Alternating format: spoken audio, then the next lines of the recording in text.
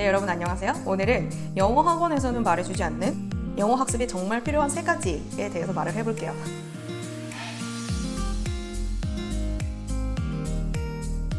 이거는 영어 학원에서 말해주지 않는 이유는 이 영어 학원이라는 단체가 나빠서라기보다는 그냥 말해줄 필요가 없어서 말을 안 해주는 요소들인데요. 하지만 학습자 입장에서는 정말 필요한 3가지예요. 그것은 바로 동기, 수치, 환경입니다. 자, 첫 번째부터 말을 해볼게요.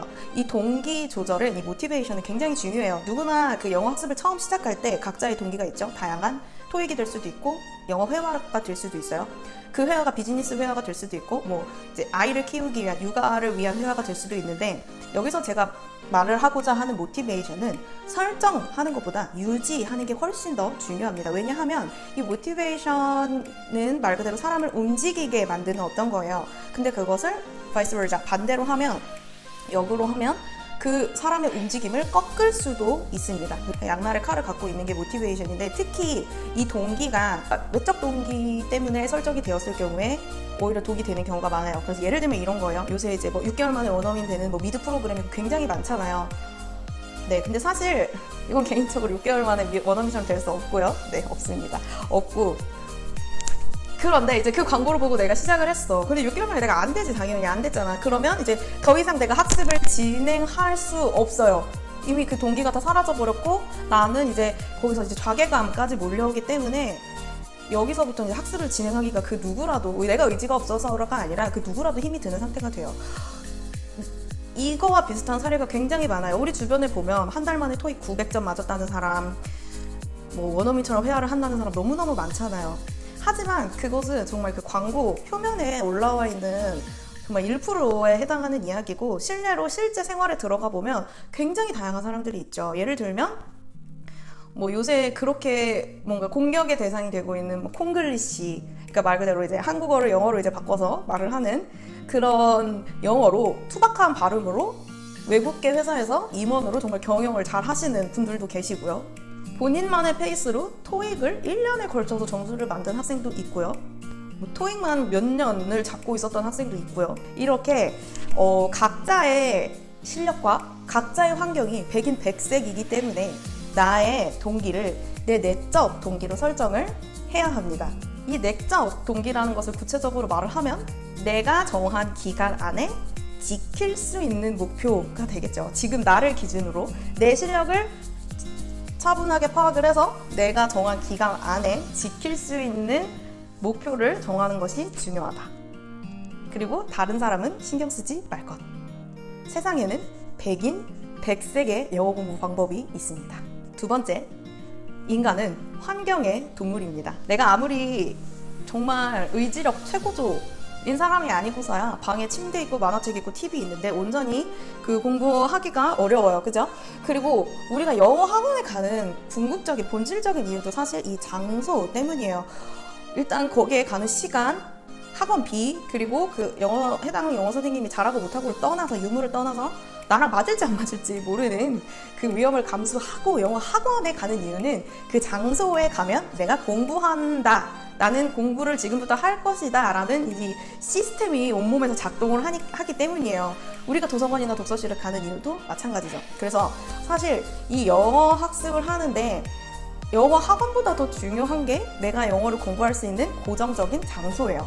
그래서 요즘 스터디 카페와 같은 이제 공부만을 목적으로 하는 독서실과도 조금 다른 그런 개념의 쾌적한 장소가 등장하는 이유도, 사람들이 점점 이게 학원이 중요한 게 아니고 내가 그 공부할 장소가 필요했구나를 깨달아가기 때문이 아닐까 싶어요. 그래서 집에서 가까우면 좋고, 내가 너무 큰 소리는 아니더라도 속삭일 수 있는 정도의 데시벨을 낼 수 있는 장소면 더 좋겠죠.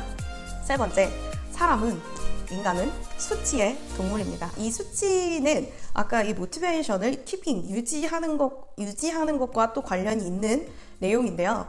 제가 그 토익 공부하기 전에 세팅할 4가지에서 구체적인 학습량을 설정 꼭 하라고 말씀을 드렸어요. 그 이유는 우리가 실력을 눈으로 볼 수 없잖아요. 눈으로 볼 수 없고 확인할 수 없기 때문에 사실 이게 진짜 내가 늘었구나 라고 느끼는 것도 시간이 좀 지난 후에야 내가 체감을 할 수 있어요. 이거는 내가 수치로 잴 수가 없으면 눈을 감고 길을 걷는 것과 같습니다. 여러분, 아무리 아는 길이라도 눈을 감고 한번 걷는다고 생각해보세요. 한 발짝 내딛는 것도 굉장히 힘든 일이 될 거예요. 그래서 실력을 목표로 하는, 추상적인 실력을 목표로 하는 게 아니고 구체적인 수치로 학습을 진행하는 게 굉장히 중요합니다. 내가 오늘은 무슨 일이 있어도 문장 50개를 연습하겠다. 오늘은 내가 무슨 일이 있어도 이 책 몇 페이지를 다 외우겠다. 오늘은 내가 무슨 일이 있어도 해석을 100문장을 하겠다. 이것을 정해놓고 점점 그것이 200문장, 300문장, 500문장 이렇게 그것이 늘어가는 것을 지켜봐야지 우리가 목표하는 대로 갈 수가 있어요.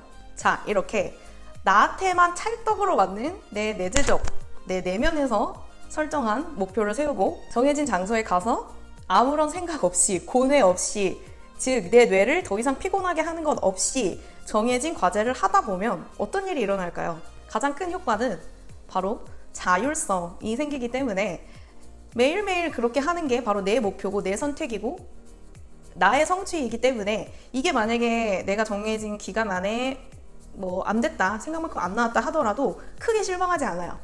오히려 더 강한 내적 동기가 생기게 되죠. 아, 내가 그러면 이 목표를 이번에는 이렇게 한번 설정을 해보자. 그러면 학습 방법은 또 이렇게 더 늘리거나 뭐 변경을 해보자 하는 자율성이 생기게 됩니다. 사실 영어를 공부하는 방법이 얼마나 많아요.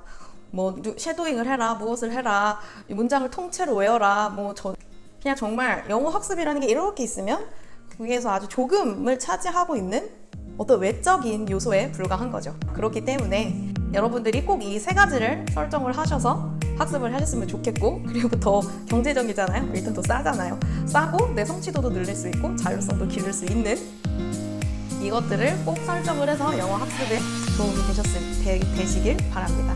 이 영상이 도움이 되셨다면 좋아요, 구독, 댓글 모두 환영이고요. 그럼 다음에 또 만나요. 바이바이.